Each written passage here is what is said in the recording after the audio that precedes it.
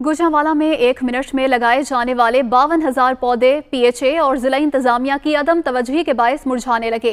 बेशतर पौधों के पत्ते झड़ गए, सिर्फ सूखी टहनियां रह गई हैं। मजीद बता रहे हैं दुनिया न्यूज़ के नुमाइंदे फहद बशीर। आज देखें, गुजरांवाला में चंद रोज़ कबल 12 अगस्त को 1 मिनट में 52,040 पौधे लगाकर आलमी रिकॉर्ड कायम किया गया था। सरकारी स्कूलों के 13,000 बच्चों ने ये पौधे लगाए थे।